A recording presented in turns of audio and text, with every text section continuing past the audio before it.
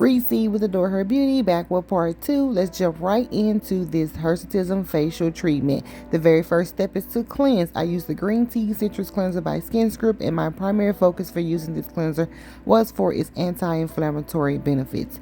So when I am cleansing a client's skin, I'm doing a very gentle massage, just trying to infuse the product into their skin. And her skin was on the very dry side. You can see here it was already soaking up the cleanser, so I'm just adding more water, and I am using purely cold water. I did not use warm water, I did not use hot water. I used strictly cold water on her skin because her skin was so hot. And I got a question from part 1 asking why was her skin hot to the touch? Because the inflammation was just that bad. It was inflamed. Her skin is clearly inflamed, as you can see in this video. So my primary focus for her session today was to decrease this inflammation. And what could cause it could be a number of reasons. It could have been her shaving. It could have been using Nair. Because those, especially when you think about Nair literally has a compound or chemical formulation that breaks down the keratin in hair. If it's breaking down hair and destroying hair, what do you think it's going to do to the skin? You're literally applying it to your skin.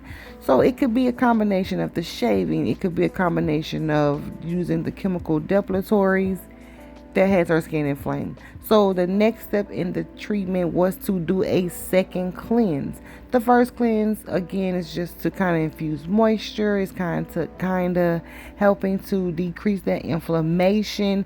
And because she got a wax prior to this, that first cleanse helped remove any wax residue from the skin. And so with all of the debris and dirt and any blockages removed with that first cleanse, it actually allows for the second cleanse to stand in place as a treatment. So this is more so really getting the really getting the ingredients in the product infused into her skin. And so again, I'm just gently massaging her skin, just trying my best to just have the skin soak up as much of the product as possible. And you're going to see like this little time lapse section right here, just how fast her skin absorbed all of this treatment. Just look at this. This was only sped up.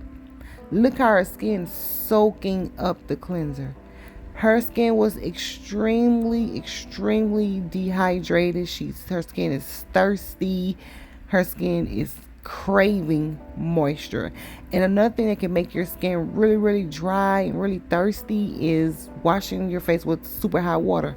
So part 3 of this treatment, step 3 of this whole session, was to do extractions. And so I am extracting some of the active acne, and I'm also going to be freeing some of the trapped hairs.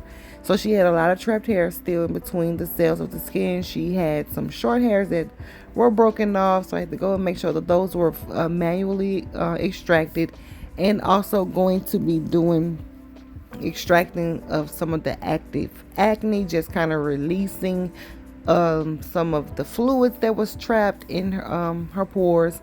And so that pretty much will cover this section, and I will pop back in to discuss what the next step of the session entails.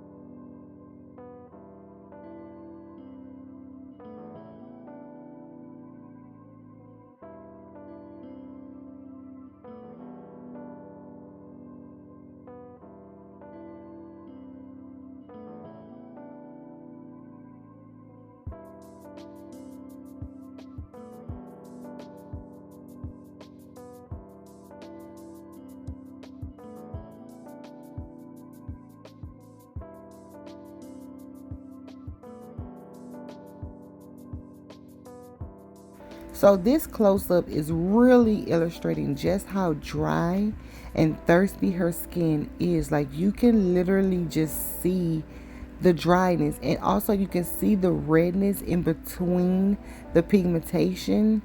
If you look really closely, especially like while I'm stretching the skin right here, you can see the redness, you can just see the inflammation.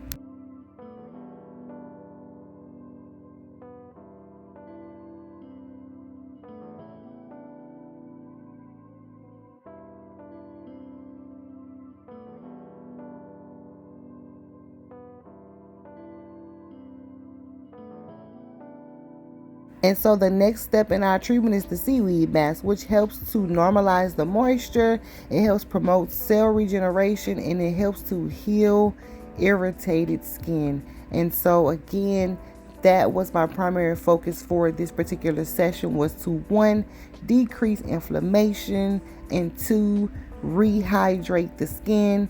I know you're seeing the pigmentation, you're seeing the bumps, you're seeing all of the evident issues, but there were issues that were not as evident that has to be conquered first before you can start worrying about texture and color.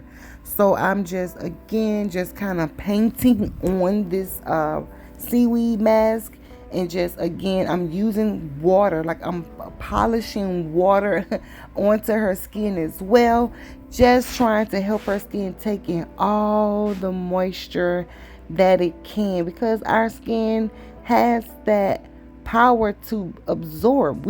Our skin absorbs and it secretes. So you want to make sure, if you need moisture, infuse your skin, give your skin all the moisture that it needs to help keep it soft and supple. And so I got the genius idea, rather. I got the genius idea, because this idea is genius, to go and take a super soaked wet gauze and just lay it on her skin. And that is what I did. I just laid this gauze on her skin, left it on there for a couple minutes, because I'm trying to seal in and lock in all the moisture that I can. And so she got a cold facial. I was, when you get your facial, you're like, oh, it's going to be so warm. I'm going to have steam. It's going to be hot towels. This poor baby did not get that experience at all. She had a literal ice cold facial today. But I will also say this: the minute anything cold touched her skin, it was warm. Like, immediately her skin heated it up so quick. This gauze, when I took it off, was hot. It was hot, no joke. The water that I was putting on her skin, the mess, all the products, her skin was literally just cooking it, because the inflammation was just that severe. And so ultimately, I was so happy with her results, because we definitely got the skin to calm down a whole lot.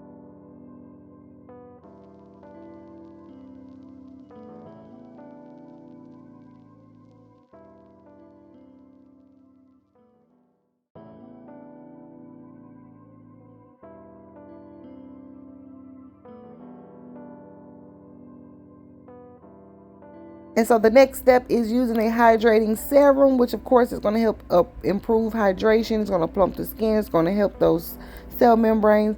Again, this is just a complementary step to all the products that we've used so far in this session. Again, we are trying. And look, oh my gosh, look at this. I'm really noticing it now. Look how much calm her skin looks. And following up with the moisturizer improves hydration, improves the appearance of the skin. It helps to normalize the water and oil balance. Like, this was a job well done. This was a job well done. And this is why it is important to know skin and to know what your skin is saying, because it communicates with us. What we see on the outside is definitely an indication of something internal is happening. It could be a combination of something internal, something external is happening. But when you learn how to communicate skin, when you learn the language of skin, you can start giving it what it's telling you that it needs. And so we're going to follow with SPF. And I just kind of pat this into the skin. I don't really like fully endorse or engulf their skin with SPF, because it gives them that little whitish ghostly look. So I just kind of infuse it and press it in. And if this happens to you, if you're using a SPF that doesn't really work for your skin tone, just mix it with your moisturizer. And so that was before right here, and then this was the after, and I was ultimately satisfied as a professional.